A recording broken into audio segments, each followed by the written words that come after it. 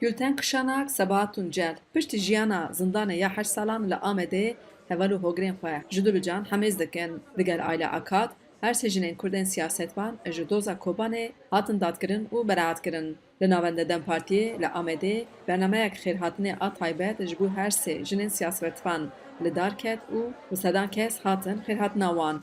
Yek ji wan jî hevserokaberê ya HDP Pervîn Buldan bû.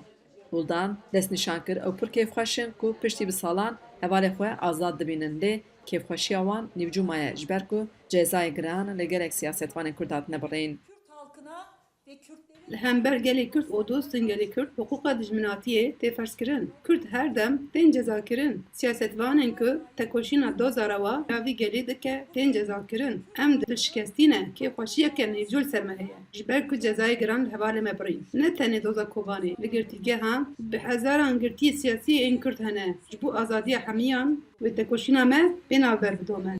yarım Hêjayê gotinê ku ji doza Kobanê ji bo Ahmet Türk jî 10 sal cezaya zindanê hate xwestin. Ew bawer dike ku biryarên doza Kobanê jî biryarên siyasî ne li hêviyê bûne ku ji vê dozê ceza derkeve.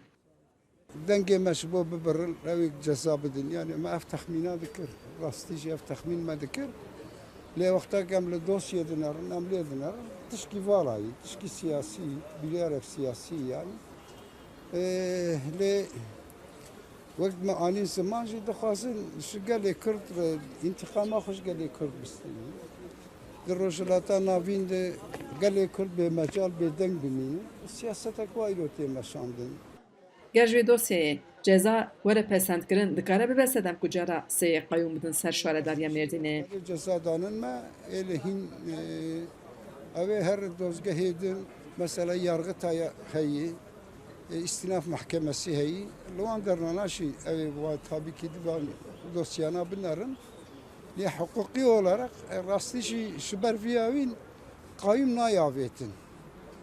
Ama dibêje em dikin çi bikin jî ew ê bikin yani bi destê xwe te hukuk û kanûn û nîzam û tişkî naqs nakin. Hêjayê gotinê ku dozgeriya Enqerê biryara azadkirina siyasetvanan ji doza Kobanê îtiraz kir. Ji bo ku ne bi hiceta girtinê her sê jinên siyasetvan nexwestin reportajê bidin.